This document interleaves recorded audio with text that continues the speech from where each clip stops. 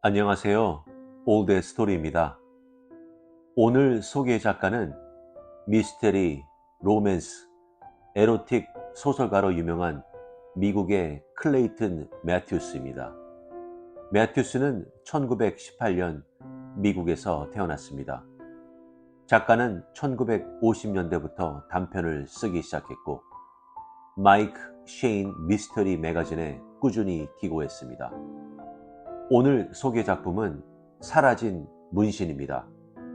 서커스 단원인 메이의 죽음을 파헤치는 주인공에 대한 이야기입니다. 그럼 편안한 마음으로 감상하세요.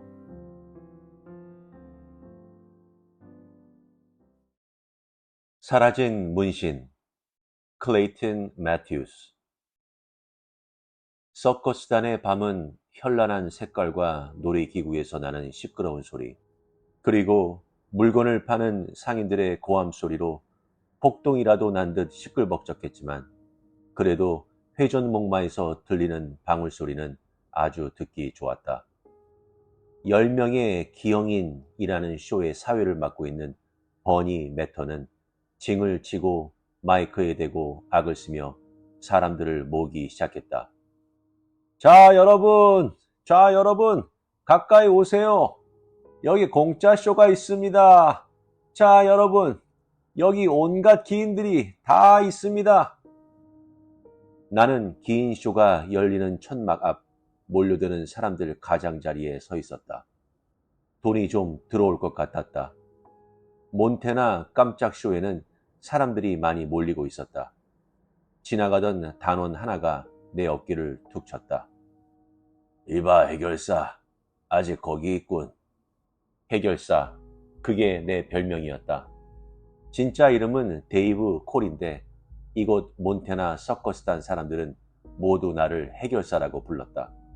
말 그대로 나는 필요한 경우에 경찰에게 돈도 좀 찔러주어 도박판도 열고 스트립쇼도 할 수 있게 했다.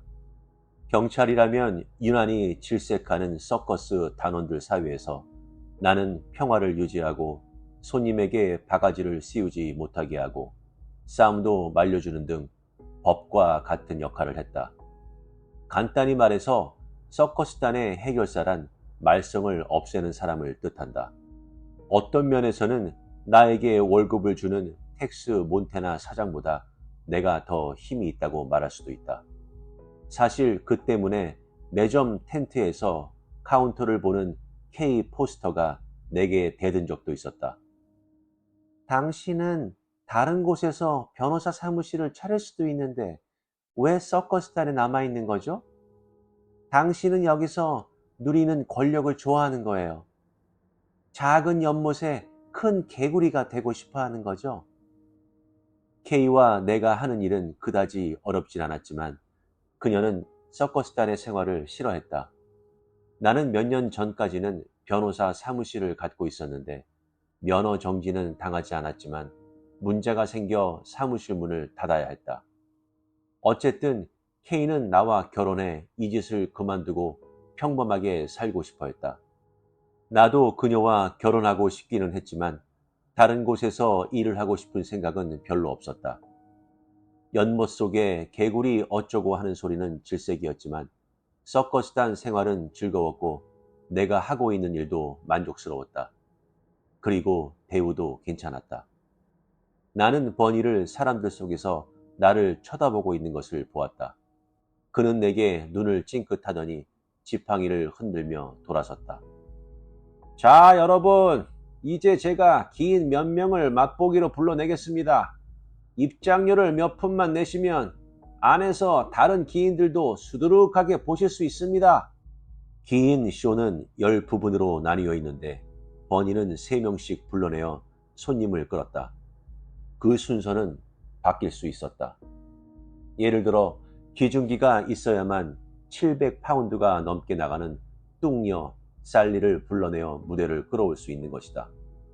버니는 이번에는 물렁뼈 샘과 칼을 삼키는 사나이 더크, 그리고 문신한 여인 메이를 데리고 나왔다. 기인들 중에는 날 때부터 그런 사람도 있지만 어떤 사람은 속임수를 썼다. 물렁뼈는 선천적이지만 칼을 삼키는 사나이는 속임수였다. 그리고 메이는 그 중간쯤이라고 할 수 있다. 나는 서커스단에서 1년 남짓 일하면서 10명의 기인을 포함해 다른 단원들 묘기는 다 알게 되었지만 메이의 문신만큼은 아직도 볼 때마다 새로웠다. 20년 동안이나 긴 쇼의 사회를 맡아본 버니는 메이처럼 완벽한 문신을 한 사람은 한 번도 못 봤다고 내게 말한 적이 있었다. 버니는 공연할 때 사회를 보니까 코앞에서 메이를 볼 수 있었다. 메이는 30살 정도 되어 보였는데 아주 귀여운 얼굴이었다. 관객을 끌기 위해 그녀는 일부러 목에서 발끝까지 덮은 가운을 입고 나왔다. 나는 무대 위에서 팬티와 브레이지어만 걸치고 공연하는 그녀를 여러 번 봤는데 얼굴과 발을 제외한 그녀의 온몸은 놀라운 문신으로 뒤덮여 있었다. 마치 오랫동안 연구해야만 그 의미를 알 수 있는 회화 같았다. 종교적인 그림과 사냥하는 모습, 그리고 유명 인사의 프로필, 성조기 등이 그려져 있고 배 위에는 돛을 3개 단 범선이 그려져 있어 그녀가 배의 근육을 움직이면 범선이 마치 파도를 타고 바다를 건너는 것처럼 보였다. 늙고 교활한 버니는 지팡이 끝에서 메이의 다리에 새겨진 문신이 보일날 말락할 정도로 가운을 들춰내서 사람들의 호기심을 모으고 있었다. 거기를 떠나면서 뒤돌아보니 버니는 메이는 놔두고 이제는 물렁뼈 샘을 가지고 사람들의 호기심을 불러일으키고 있었다. 샘도 맛보기를 어떻게 하는지 알고 있었다. 그는 양쪽 귀를 다른 방향으로 동시에 움직이거나 손을 펴서 한 손가락씩 따로따로 빙빙 돌리는 정도만 보여주고 있었다. 매점 텐트로 천천히 걸어가는데 자정이 가까운 시각이라 그런지 사람들이 별로 보이지 않았다. 매점 텐트 안은 공연을 끝내고 온 단원들로 북적거려서 케이도 정신없이 바빴다. 그래서 나는 그녀에게 손을 한번 들어주고는 뒤쪽으로 가서 커피와 샌드위치를 먹었다. 커피를 2잔이나 마시며 쇼와 놀이기구들이 모두 끝나기를 기다렸다. 다 끝나면 모두 문단속을 잘 했는지 돌아보아야 하기 때문이다. 경비는 내가 할 일이 아니었고 경비원이 2명이나 있었지만 나는 내가 직접 확인하는 것이 좋았다. 잠시 후 매점 텐트 빼고는 모두 문을 닫았다. 단원들은 자기의 숙소에서 음식을 해먹을 수도 있었지만 거의 모두들 그날 수입을 부풀려 얘기하며 떠벌리고 싶어 매점 텐트로 몰려들었다. 내가 주위를 돌아볼 생각으로 막 일어서려는데 긴 쇼에 출연하고 있는 캔버스맨이 내가 앉아있는 테이블로 허둥거리며 다가왔다. 해결사, 버니가 빨리 오래요. 무슨 일인데? 메이가 죽었어요. 죽어? 살해된 것 같아요. 나는 주위를 둘러보았지만 이미 늦었다. 가까이 있는 사람들이 조용해진 것을 보니 우리 대화를 들은 모양이었다. 곧 소문이 쫙 퍼질 것이다. 나는 캔버스맨에게 입 다물라고 손짓하고 그를 잡아 끌어서 텐트 밖으로 데리고 나갔다.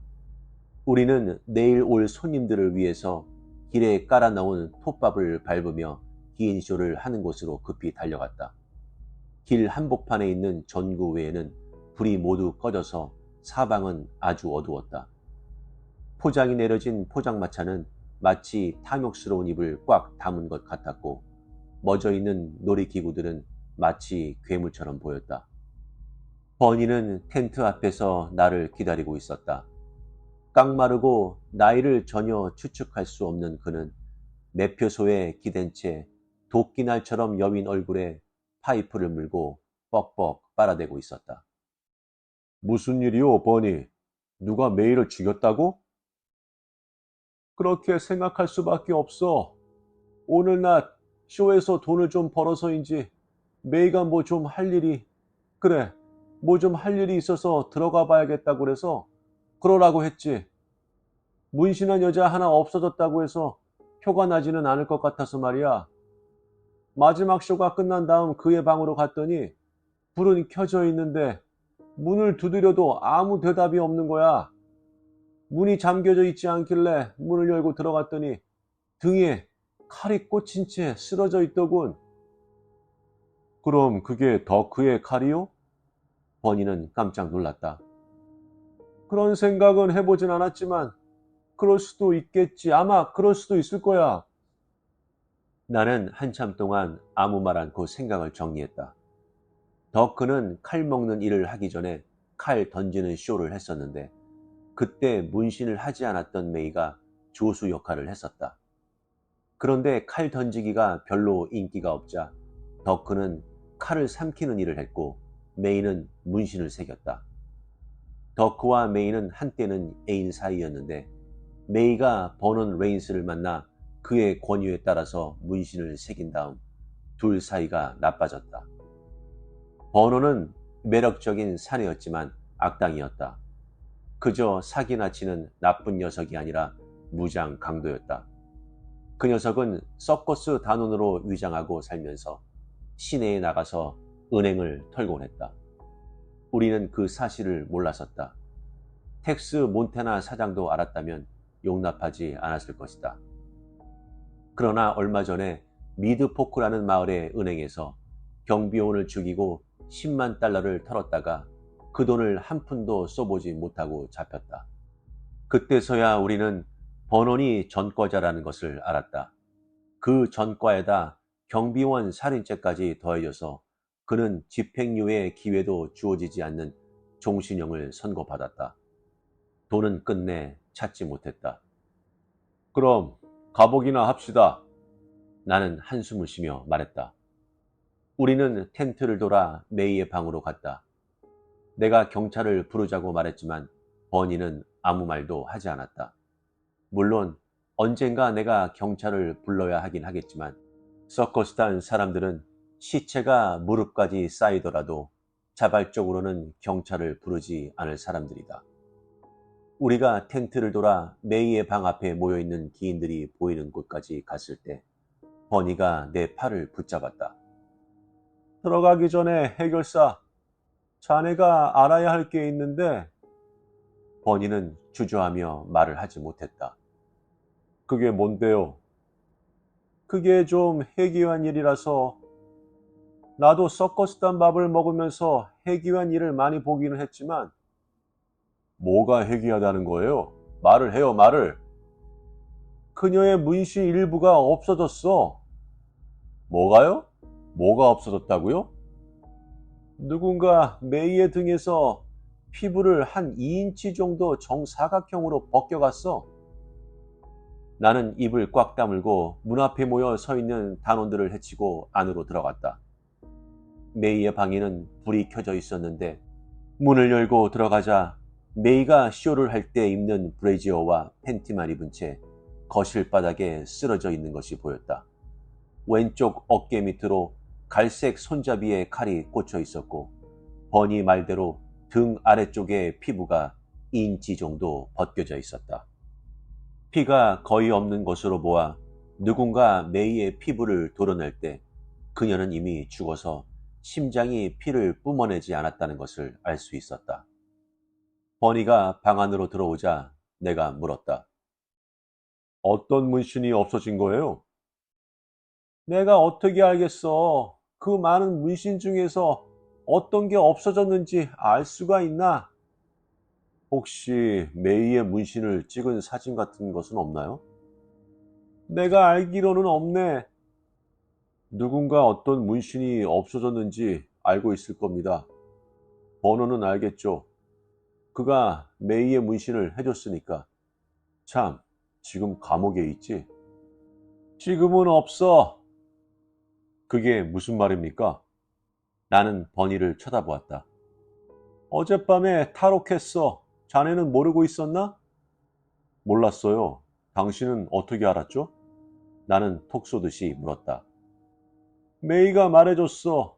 버논이 그녀를 만나러 이리 온다고 전화했다고 하더군. 그래서 그녀가 그렇게 침울해 있었나 봐. 그럼 버논이 왔나요? 왔을지도 모르지만 보지는 못했네. 그 녀석이 메이를 죽였을지도 몰라요. 그 녀석이 탈옥을 해서 이리로 온다는 것을 알면서도 경찰에 신고할 생각도 나지 않던가요? 알았어요. 물어본 내가 잘못이지. 그럼 최소한 나한테라도 말했어야죠. 버니는 어깨만 으쓱할 뿐 나를 쳐다보기만 했다. 나는 내가 상관한 일이 아니라고 생각했네. 그랬겠죠. 지금이라도 경찰을 불러야 되지 않겠어요? 하지만 먼저 덕후부터 만나봐야겠군요. 밖에는 없던데. 아마 자기 텐트에서 술을 마시고 있을 거야. 그 녀석은 아직까지도 메이를 좋아하고 있는데 메이가 멍청하게도 버논이 탈출했다고 얘기를 한 모양이더라고.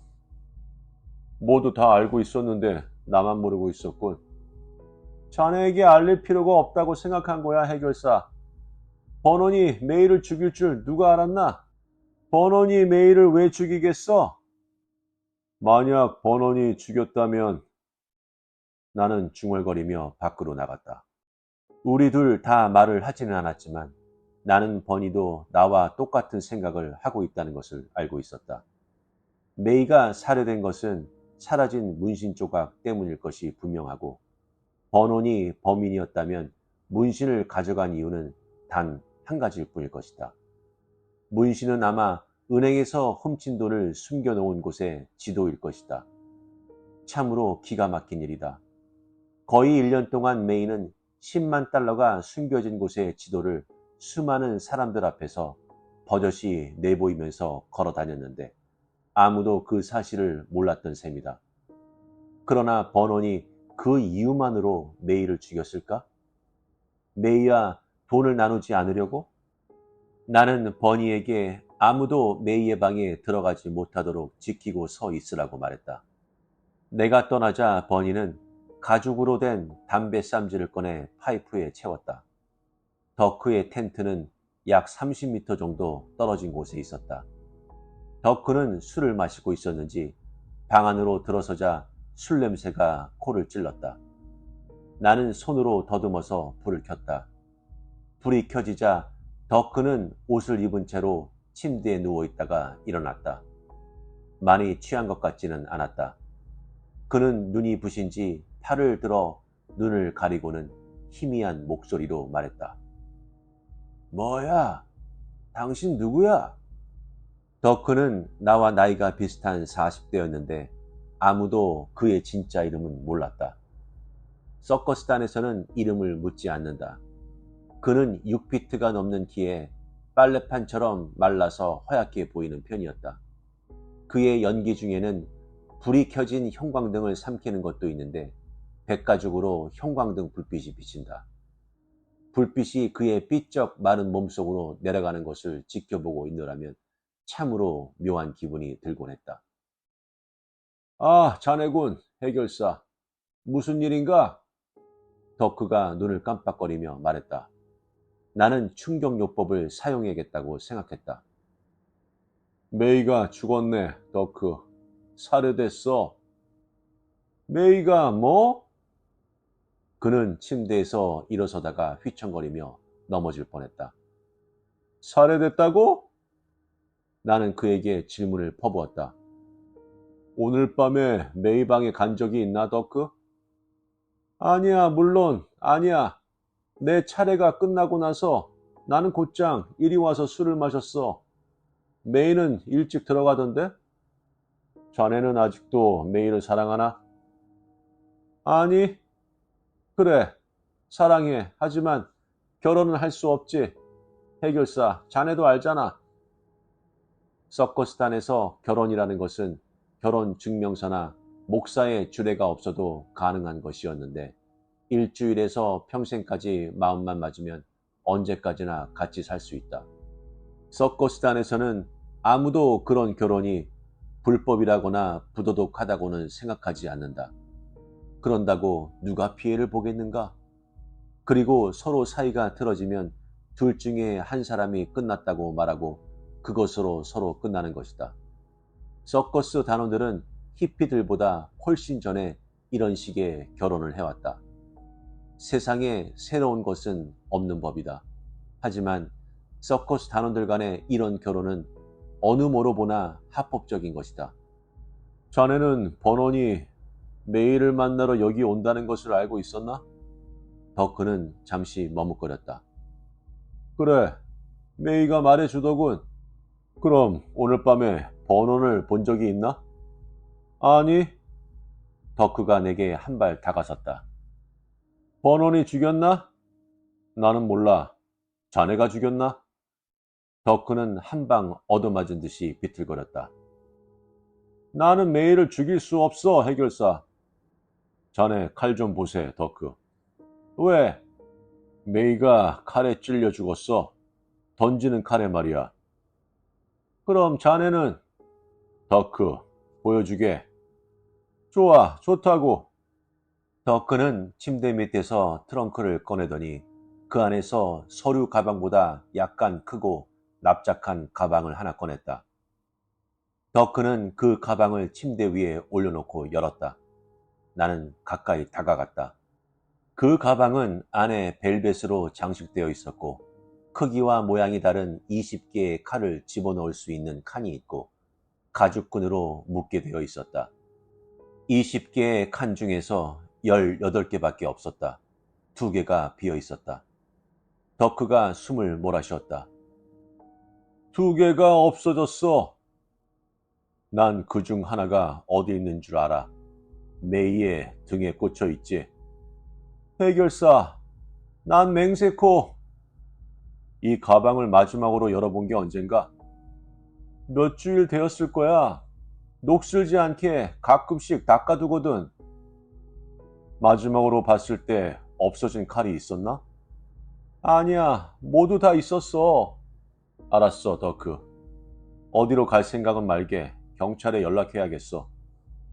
난 아무데도 안 갈 거야, 해결사. 더크는 당당하게 말했다. 나는 사무실로 갔다. 올해 60살인 텍스 몬테나는 거인이었는데 모자부터 신발까지 카우보이 복장을 하고 나를 기다리고 있었다. 텍스가 텍사스주나 몬테나주 가장 가까이 가본 곳은 미주리주 서부가 고작이었다. 그것도 서커스단이 거기서 공연을 한 적이 있어서 가본 것이다. 그런데도 그는 자기가 진짜 카우보이인 것처럼 카우보이 복장을 즐겨 입었다. 텍스에게 간단하게 상황을 설명하고 경찰을 불러야 한다고 말하자 그도 동의했다. 우리가 있는 곳은 아이오와 주였기 때문에 나는 시골뜨기가 올 줄 알았다.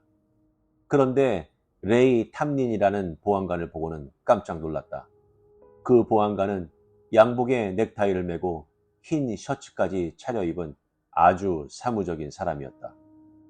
그리고 신발에 소똥도 보이지 않았다. 그 보안관 역시 곧 서커스단에 대한 보통 사람들의 불신 같은 것을 보이기 시작했다. 게다가 살해된 사람이 긴 쇼에 나오는 문신한 여자이고 누가 그 피부까지 한 조각 떼어갔다는 것을 알고는 보안관이 무슨 생각을 하는지는 뻔했다.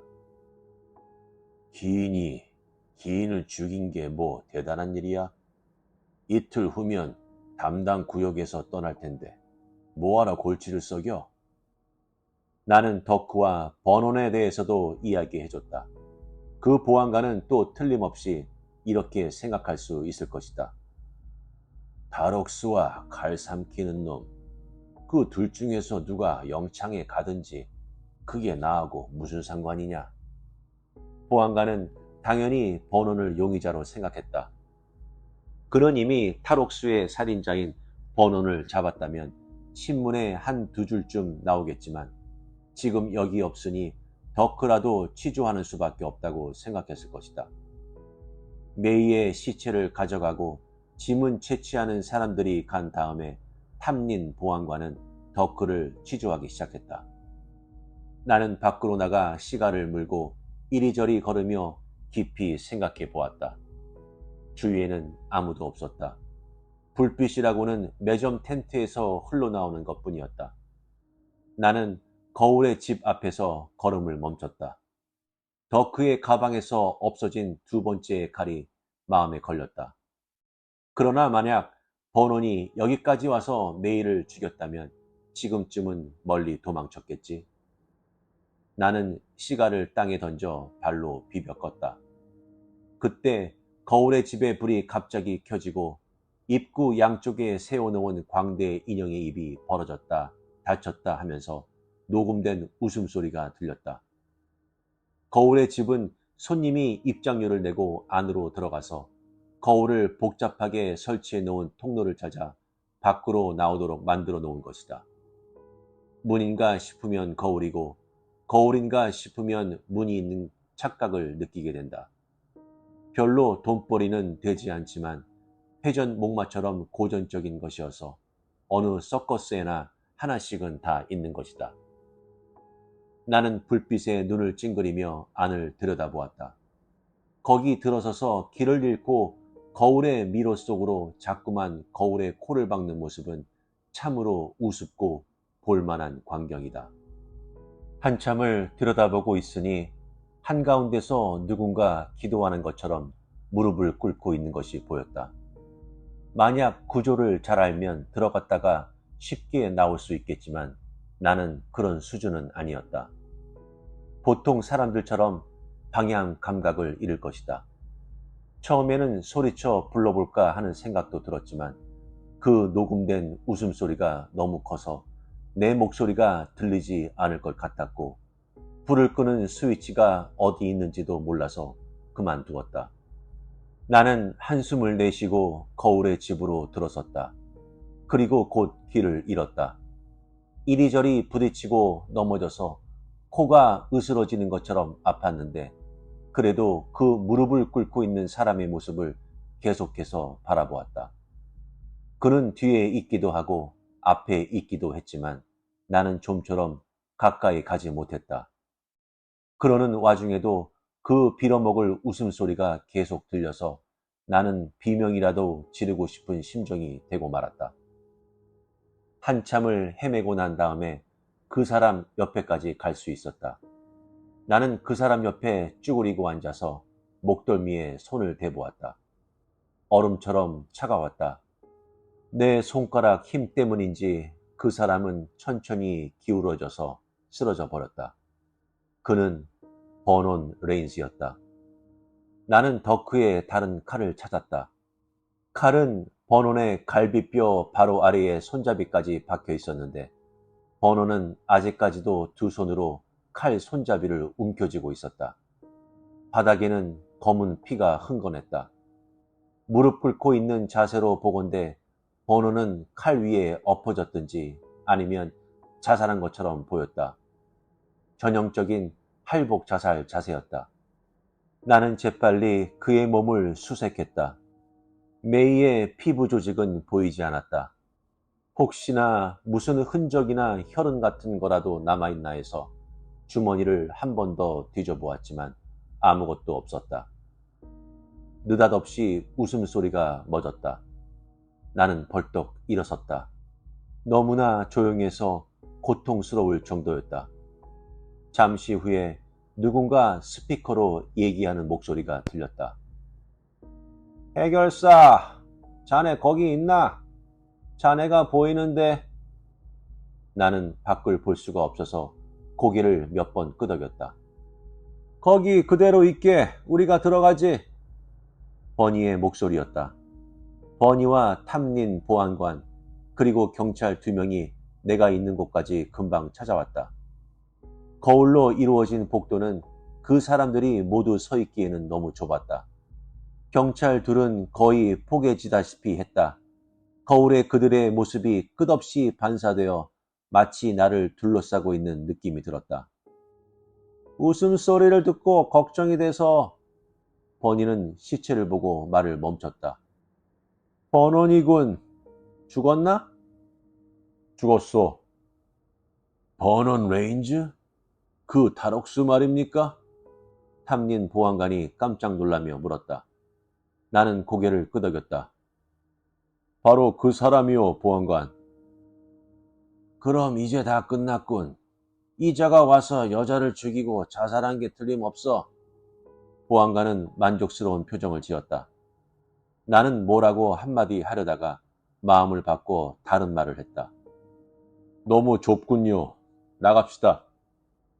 보안관은 부하에게 검시관을 다시 불러오라고 명령했다. 그 경찰은 나가려다가 거울에 얼굴을 찢고는 욕을 버럭버럭 해대며 코를 문질렀다. 보안관이 나를 쳐다보며 말했다. 안에서 말한 대로 사건이 해결됐다고 생각합시다. 나는 깊이 한숨을 내쉬고 말했다. 보안관, 아직도 의문점이 많이 있어. 예를 들면요. 예를 들면 버논이 메이를 왜 죽였겠소? 질투죠.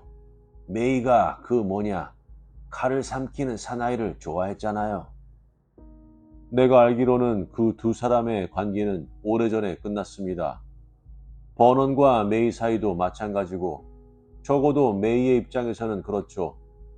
버논이 은행 강도라는 것을 알고 메이는 마음을 정한 겁니다.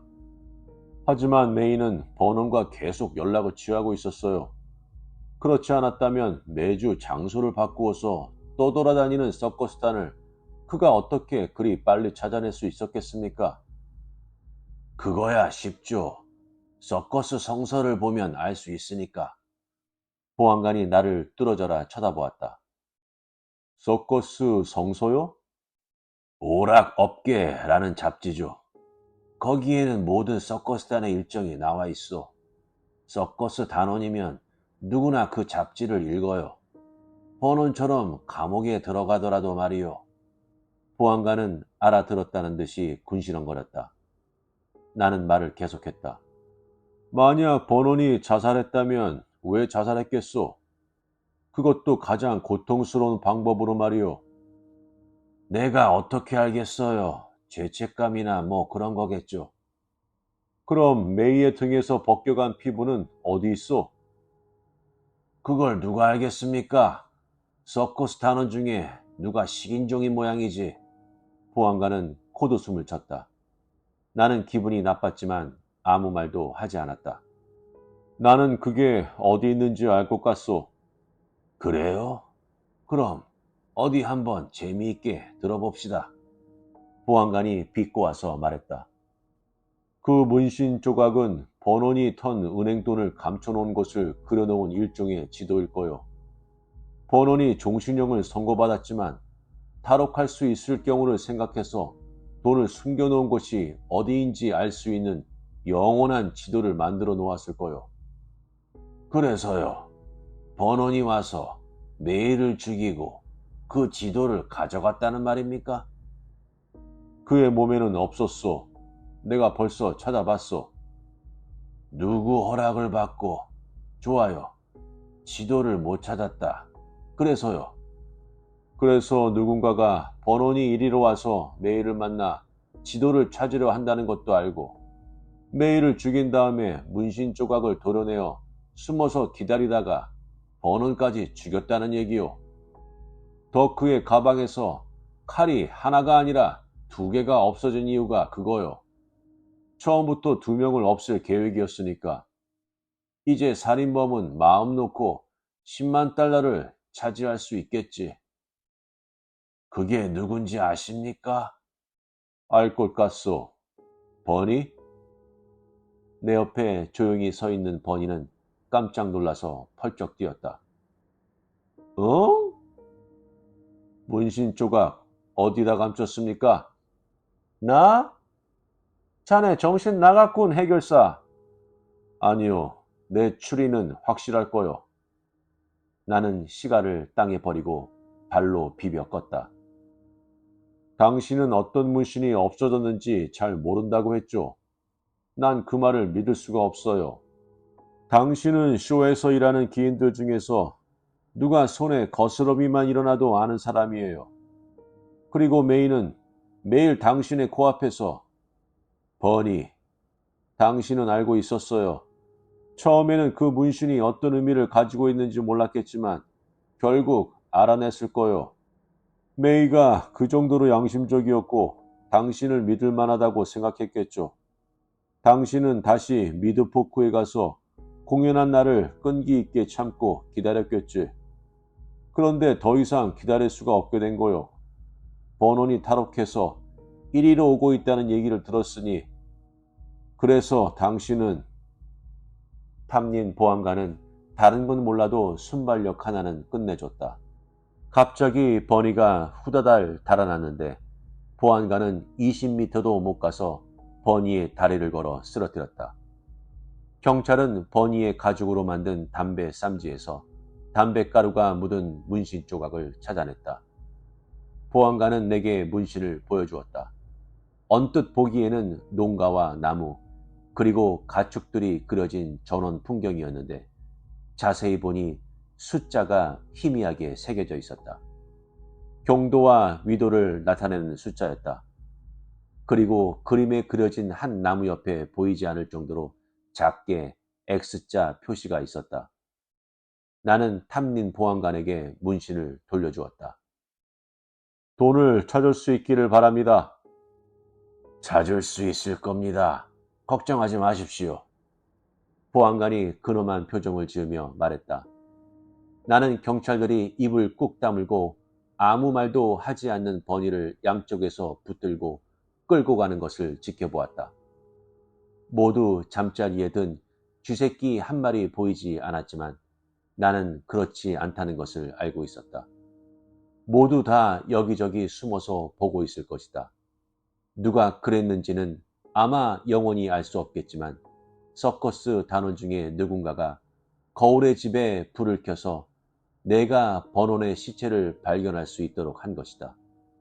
경찰에게는 말하고 싶지 않아 내가 발견하도록 했을 것이다.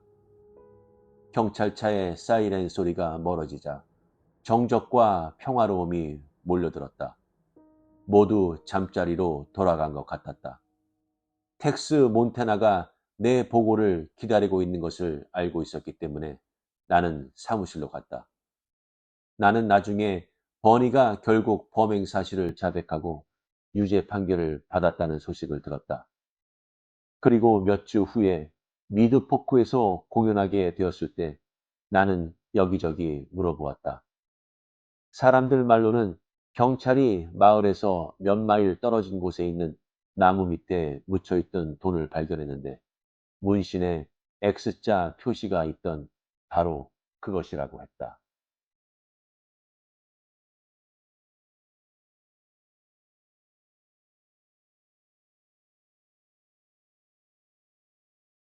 어떠셨나요? 주인공의 끈질긴 탐정으로 추리하며 범인을 알아내는 것으로 마무리가 되는데요. 사실 다른 미스테리와 탐정 소설로 보았을 때는 크게 놀라움이나 반전 같은 것은 없었던 것 같습니다. 그러나 작가의 의도를 찾아보면 작가는 이 작품을 통하여 누가 범인인지 독자들로 하여금 추론을 할 수 있는 기회를 만드는 것에 중점을 두었다고 하는데요. 솔직히 저는 지난 영상인 에드워드 호크의 흉터를 팔아먹는 사나이처럼까지는 아니었다는 생각이 저의 감상평입니다. 여러분들은 어떠셨나요? 의견 주세요. 그럼 더 좋은 작품으로 찾아뵙는 것을 약속드리겠습니다. 구독과 좋아요는 영상 제작에 많은 힘이 됩니다. 감사합니다.